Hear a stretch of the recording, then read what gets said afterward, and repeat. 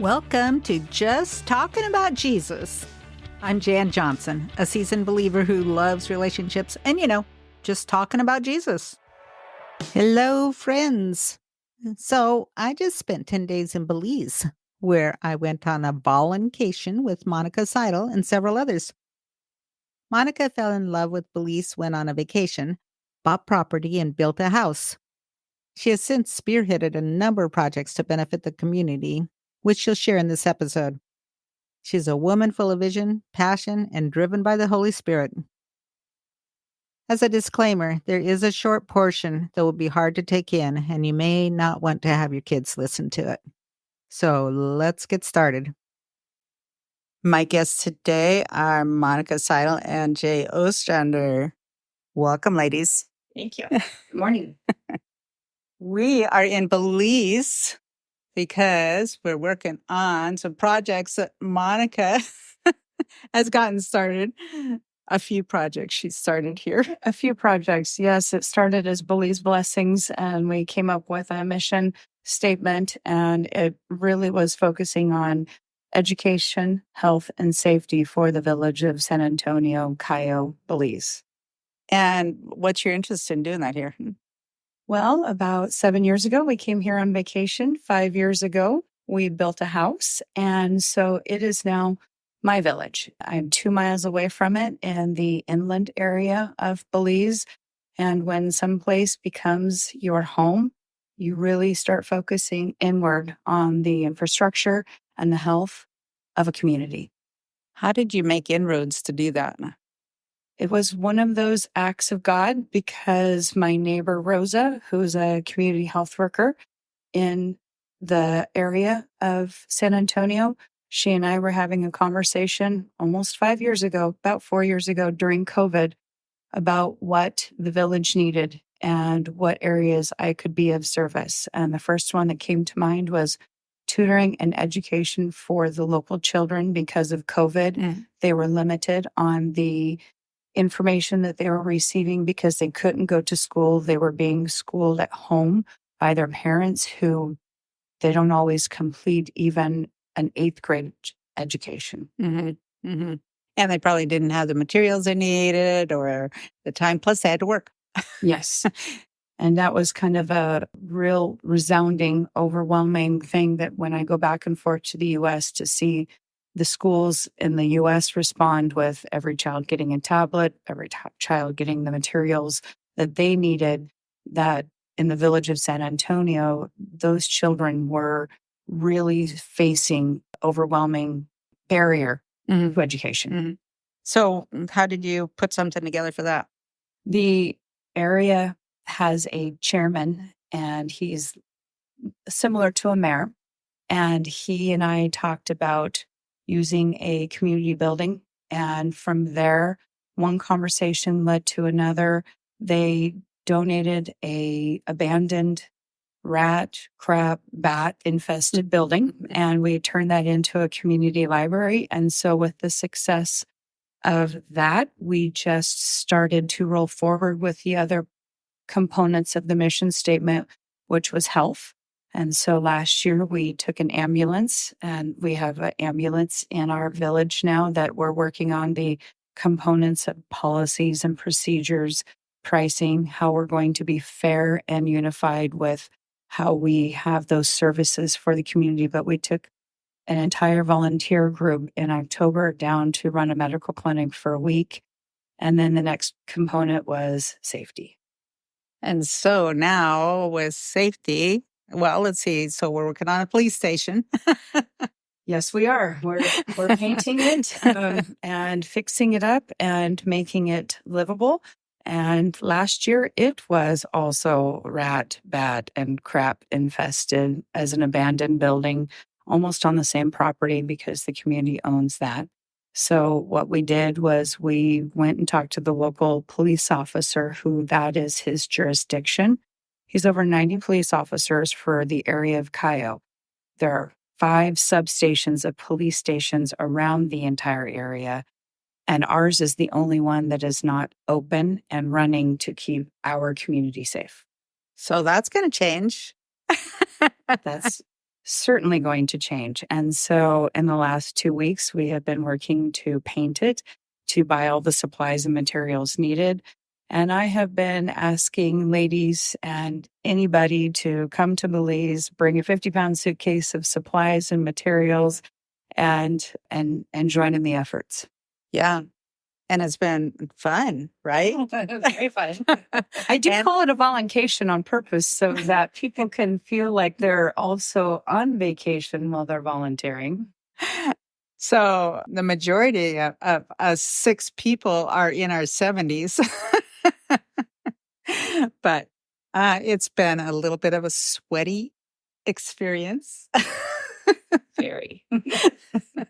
But we've gotten a lot done so far. And by the end of this weekend, it should be ready to go, right? With some more community volunteers. It is amazing to see that the struggles that we've had the first part of the week to get the community rallying behind it, that by the end of this week now we have up to 16 volunteers that will be coming to help finish up. Local volunteers that are finishing up the efforts that we have began and the influence that we've had in the community. And so hopefully they see that by us coming and starting the project, that they now will continue it with pride. That is awesome. Where is your faith walk in this? Daily. It is one of those things that you walk by faith. If you had told me 5 years ago this is where I would be, I would not have believed it. It would be unbelievable. It's unbelievable. Yes. I previously was doing missions work in Brazil and have always had a heart for missions, but didn't realize how strongly it would take hold. And there are things that I have seen and opportunities created that I would not be able to put my finger on as how it all came about, but by God. Providence. Mm-hmm. One. Yeah. Just providing things that where you didn't think they were going to come about Even with the ambulance, it's one of the most powerful things that I tell people. Last year when I was here and I asked the area chairman what we needed, he said an ambulance to get people to a hospital, to get them to the treatments that they need. And I went home and I prayed about it. And a month later, Christmas week, I was talking to him on the phone and he really stated it again. We need an ambulance to complete some of our medical missions here. And I went to work and I said, if anybody knows of an ambulance opportunity, my coworker's husband worked for a local fire station. She said, you mean this one that they just posted on Facebook today that has been dropped from $22,000 or $23,000 to $9,999. They want to wholesale it out by the end of the year, and at Christmas week, you have a week and a half left. So I left work. I drove straight down there, and within hours, because you thought somebody else might get a jump on it. It was just one of those things that within hours, it had been confirmed that this was what we should be looking for. This is where it was at. This is the price that they were going to do. And 2 days later, I went to a firefighting commissioners meeting and presented my story. And I said, how about I just buy it for $8,000, but I need to make 3 months payments because I don't even have more than $1,000, but I'll start with my first 1,000. And within 2 weeks, we had the money. That's when you know that it's confirming right thing in the right direction to be going. And then you made a connection with somebody that had medical supplies? Made a connection with somebody that had medical supplies. And we had, unfortunately, a hospice center closing and bankrupt. And we were able to walk in the doors and take anything off the shelves that we wanted and needed at no cost. Any and all of the medical supplies, the electronics, I was able to purchase laptops for $15 or $25, a couple cell phones. So now we've been able to get those electronics down here and help at the medical clinic, at the library, and I have a laptop for the police station ready to go. Then you have a connection with somebody in Florida too? Oh, it's one of those things you just start building connections, and then you start learning about other nonprofit agencies. And that's really where this has been going now, is just being aware and reaching out to other nonprofits that you didn't even know existed in your own town and across the country, and other organizations even coming to Belize and volunteering. I had no idea the scale of some of the other nonprofits that sometimes are whispered and talked about, but not really proclaimed. That is awesome. So all kinds of things. Wasn't there a fire? Somebody collected fire equipment and Yep. yeah. Charles Jones from Hero Saver lives 4 blocks from me. And he works for a firefighting organization up in Olympia, Washington. But his nonprofit that he started with a group of guys is to collect fire suppression equipment. So their breathing apparatuses, their all their fire suits, they're fire retardant. In the US, you have a date that they expire, that they can't guarantee and certify that they will continue to be safe. So they collect all of those items from fire stations. They typically would gather them up and then destroy them because they can't really use them in the US. Well, Mexican standards are totally different. So he collects and pallets them, and then he takes them down once a year, usually between August and October, and they go to Guanajuato, Mexico, and they train and work with firefighters down there. They take all the equipment that they can collect down there. And so just his organization is grassroots. It's just a small seed, but it makes such a difference when it's planted in Mexico, where they have nothing for breathing apparatuses. They have nothing for fire protection and safety. Well, now they have a fire truck, they have equipment, they have a chance. Yeah. Yeah. How did you get the ambulance down here? That was interesting. We have another nonprofit in the Northwest, Impact Northwest, and I reached out and met several of those gentlemen. And as a cry for help, my husband and his best friend transported our truck to Texas, and we had a Belizean fly up and drive it through Mexico 5 years ago.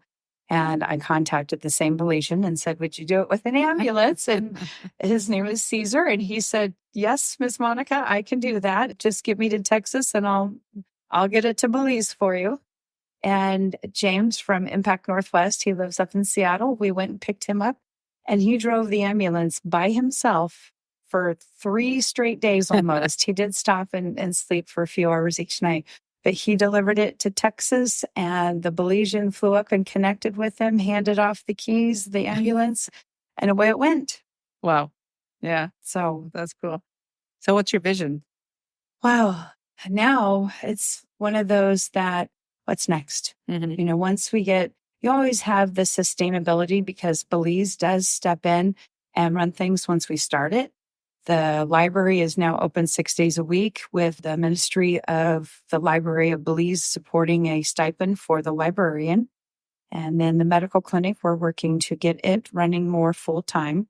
So I still have a dental component. And Terry Tack, one of a fellow Rotarian in Longview, is donating an entire optometry room for eye doctor care. So for me, looking towards the next trip in October, being a medical trip again, hopefully bringing another group down with equipment for dental, for eye, and for medical.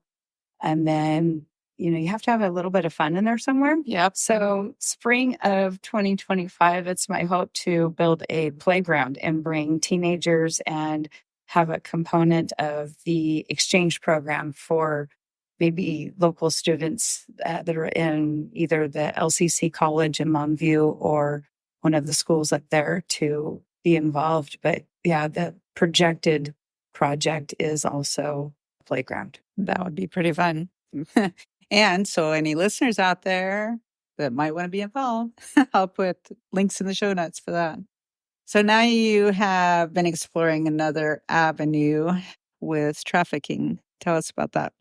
So during my search for other nonprofits, I found one that was in nearby, and they do, human trafficking, which is a lot more serious of a subject. And of course, it was just by chance that I was home 2 days in the US last November and went to the Kalama Chamber of Commerce and was excited to share with them that the ambulance had been delivered safely. It was there, and it was from Kalama that the ambulance came from. And right after that meeting, somebody suggested that I go out and talk to a gentleman in the lobby that worked to train police officers internationally.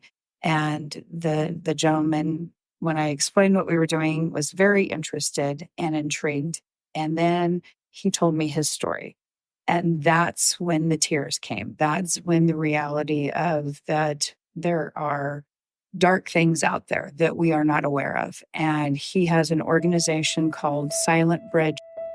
And when you go to that website and you hear the stories and you see the children and you realize that there is not just human trafficking for sexual exploitation or for work exploitation, but there's harvesting happening in our world. And to realize that the not so pretty women and children are then used for harvesting of their organs, and especially in their safe house in Nepal, because it's close to the Chinese border, population is huge, sanctity of life is not so precious.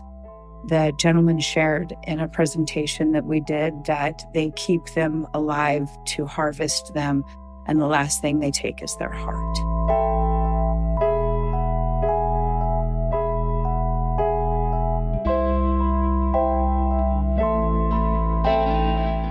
Oh my gosh.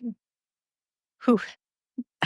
That's a heavy subject. So what do you do with that? Well, you then come alongside another organization and you say, how can I help? How do I make a difference with what you're trying to do? They have locations in Ukraine and in Nepal. They're looking to work in Uganda, Congo area because they know that that's prevalent in that area as well. In addition to the human trafficking that they do try to rescue, and they are survivors. These women and children that come out of these situations are certainly survivors. They need medical treatment. They need mental treatment. They need re-education. They need ways to support themselves financially so that they don't either fall victim into that same cycle or that they really truly thrive. And so they try to set up safe havens where they can house women and children between the ages of 8 and 18. And even though domestic violence is also a serious issue, they focus very narrowly and funneled down to trafficking. And so they're looking to open a location in Colombia for South America. And they are interested in a location in Central America. And because we have such a beautiful, wonderful location in San Antonio of farming and peaceful areas, they came and were looking for opportunities somewhere in Belize, potentially. Of course, there's a lot of red tape to work with agencies to do some of those things, but it is one of the components that they want to make sure that wherever they're placing these women and children, that it is a safe location, that it is supported by health, education, safety. And to take one woman or one child into the United States for them to receive medical treatment, support, retraining, and everything that they would need, the cost is huge. I mean, it's almost insurmountable. And then, of course, all the red tape going into the United States. Well, if these are women and children coming out of all of Central America, wouldn't you want to keep them locally so that they can reintegrate into their own communities at some point when it's the safe and the right thing to do? So silentbridge.org has a lot of information. I'm not sharing and disclosing anything that's not shared on their website. Mm-hmm. However, they are humble and they do these things from their heart. It is a full-on 501c3 nonprofit. And so to see and hear some of the stories that are on that website, I can't know more than what I've already seen and heard because it would hurt my heart. But just to know that they're out there and they're doing what they do. We all have this piece of this puzzle. And I keep talking about this story, and I'm going to be doing a presentation for our Altrusa group where we're all just one piece of that puzzle. We don't have to bite it off all. We just have to do our part. Mm-hmm. We just have to do our our little piece, which means sometimes just showing up, sometimes grabbing a paintbrush and painting the side of a police station, sometimes just being the support system and providing food. There's ladies in our village today that will be doing some cooking to feed the people that are actually physically working on the police station. So I always tell people, and I always encourage people, you don't have to do everything. Mhm. Just do your part. Do your one piece of that puzzle to build that big picture of what we're trying to do. And listen to what God's telling you to do. I mean, you see something that needs to be done, do it. Put your hand to it. Yeah. Jay, what has this experience been like for you coming down here? Well, it's been really interesting, for one, just seeing all the wonderful work that Monica's done and seeing the library up and functioning. I actually got to personally experience the medical clinic while I was here. I got cut, and so I had to go get treated, and I got a tetanus shot.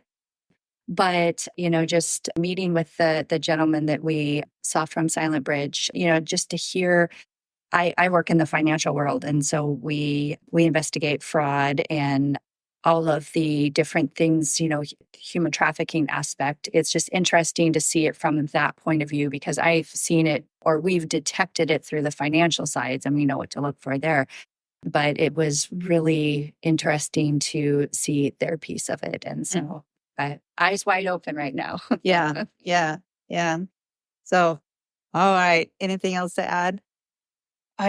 I just encourage people to, like you said, listen to your heart, listen to God's calling on your life, and answer. Yeah. Take a step. And you're always willing to take donations. Oh, I'll take donations. I'll take leftover school supplies. I will take medical supplies. One lady said, my dad passed away. I have all of his diabetic testing and everything left over. Do you want it? I'll take it. Absolutely. My mom's generously given up. Well, I don't know that it's generously given, but I've taken over her shop, which is a location now that we stage and store supplies, whether it be for the library, the medical clinic, or in the future, it'll be police equipment. The local sheriff's department in Cowlitz County, I've got a couple officers there that are interested in partnering and coming down and supporting the police department with training, with materials and supplies. That'd be huge. They have drones. And again, a bulletproof vest is only good and guaranteed for so many years in the US. And so they normally just shred them and destroy them. And so down here, the officers walk into situations and not one of them has a bulletproof vest. Or a gun sometimes. Or a gun or anything like that. So it'll be wonderful to be able to go back and keep bringing that story to the other people that say, how can I help? Where do I fit into this picture? Mm-hmm. And so it is one of those things that there's a place for everybody. Yeah. Okay, ladies, thank you. Thank you for this opportunity to even be a part of this. And thank you for coming and painting alongside of us. And thank you for being part of this journey. Thank you for sharing the stories that you do, because it's not just my story.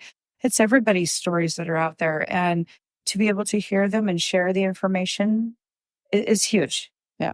Thank you. I believe we as individuals can affect change for our communities. Monica asked the question, how can I help? What might seem as unsurmountable for some didn't stop her. She listened to what God prompts her to do, and as you can see, He delivers. He's our provider and waymaker. I hope this episode encouraged you. You can find links to Silent Bridge and Monica's website in the show notes. I would encourage you to go to the website, Just Talking About Jesus. The link is also in the show notes. And sign up for my insider newsletter, where you'll receive photos and other information about those who have been interviewed. Ecclesiastes 9:10. Whatever your hand finds to do, do it with all your might. Who can you ask, how can I help? Let me know how God blesses you this week. Until next time. Thanks so much for listening. I look forward to sharing another transforming story with you next week.